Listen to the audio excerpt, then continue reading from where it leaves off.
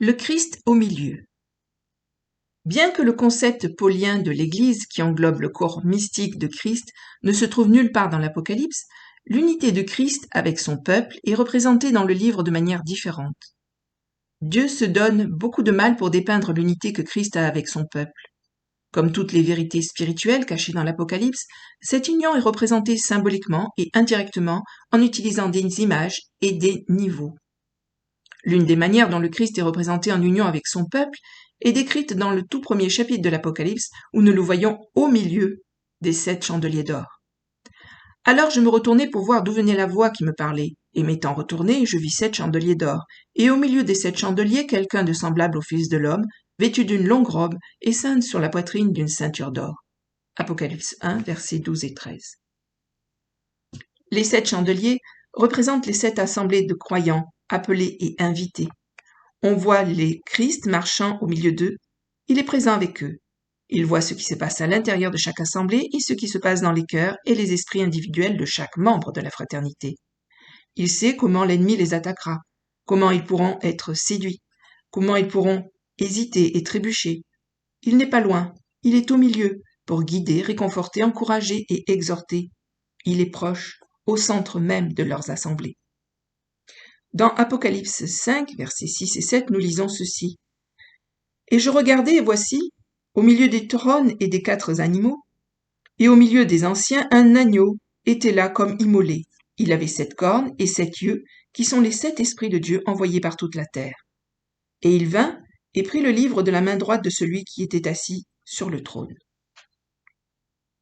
L'agneau, Christ, est au milieu des anciens.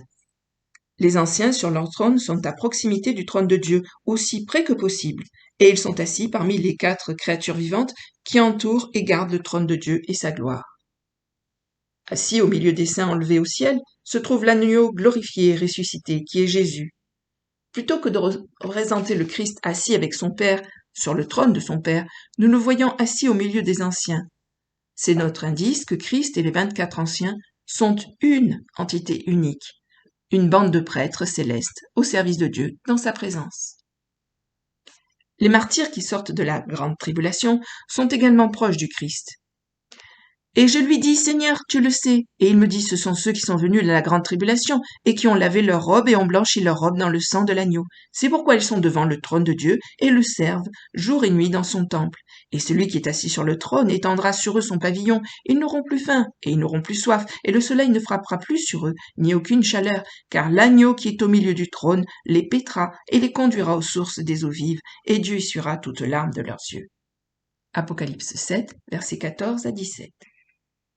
Lorsque ces croyants ont été persécutés et tués par les habitants de la terre et la prostituée, le Christ a assimilé le sang versé des martyrs à son propre sang. Ils ont lavé leurs robes et les ont blanchies dans le sang de l'agneau. Le sang versé par les martyrs est décrit comme équivalent au sang versé par l'agneau. Ce passage ne parle pas du salut du croyant ou du rachat par le sang de Christ. Les robes que ces saints lavent sont les robes de leur corps. Dans l'Apocalypse, robe est souvent un code signifiant le corps de quelqu'un, qu'il s'agisse d'un corps glorifié comme lorsque les martyrs du 5e sceau reçoivent une robe blanche, ou d'un corps martyrisé qui a été couvert de sang. Le Christ, l'agneau tué, s'identifie à la mort des martyrs. Cette multitude martyrisée ne quittera jamais le temple de Dieu, elle aura toujours accès à sa présence en tant que prêtre qui le serve. L'agneau les gardera et prendra soin d'eux avec tendresse.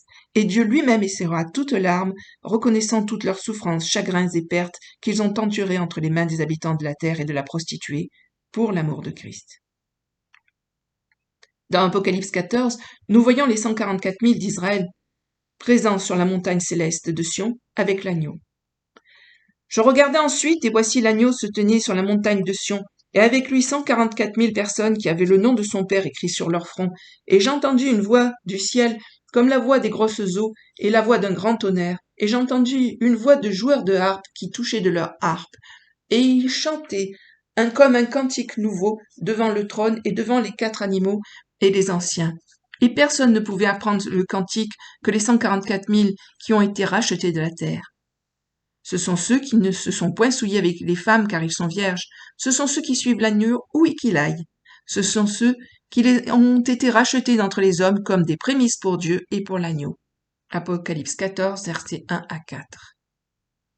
Nous examinerons ce groupe de croyants plus en détail plus tard, mais pour le moment, nous pouvons voir que les 144 000 et l'agneau sont représentés ensemble sur la montagne céleste de Sion. On dit qu'ils suivent l'agneau partout où il va. Ce sont ses brebis et l'agneau et le berger. Comme les 12 disciples qui ont suivi le Christ pendant son ministère terrestre, ses premiers fruits suivront également le Christ. Leur vie et sa vie s'entremêleront. Ils sont considérés comme un troupeau avec un seul berger. Lorsque Christ reviendra sur la terre, la bête et les rois de la terre s'opposeront à lui et déclareront la guerre à l'agneau. Le Christ aura aussi ses saints avec lui, des croyants appelés, choisis et fidèles. Ils combattront contre l'agneau, mais l'agneau les vaincra, parce qu'il est le Seigneur des seigneurs et le roi des rois, et ceux qui sont avec lui sont les appelés, les élus et les fidèles. Apocalypse 17, verset 14. Le Christ ne revient pas seul sur la terre. Il amène ses fidèles serviteurs avec lui. Les appelés vont où il va, et son désir est de les avoir près de lui, même quand il entre au combat. Son armée de croyants appelés élus et fidèles, qui ont eux-mêmes vaincu la bête par la persévérance et la fidélité au Christ, aura déjà été endurcie au combat. Je vis aussi comme une mer de verre mêlée de feu, et ceux qui avaient vaincu la bête et son image, et sa marque, et le nombre de son nom, qui se tenaient sur la mer de verre, ayant des harpes de Dieu. Apocalypse 15, verset 2.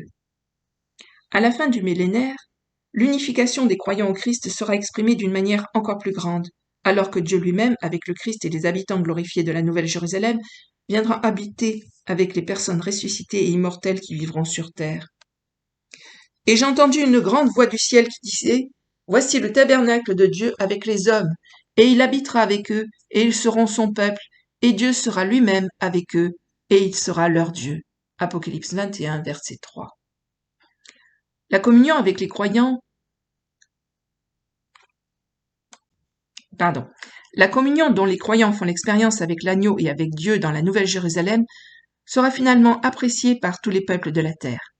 Les hommes et les femmes qui habitent la nouvelle terre, recréée après le règne de 1000 ans du Christ, connaîtront également le bonheur d'entrer en présence de Dieu. Fin de la lecture. Merci, à bientôt, au revoir.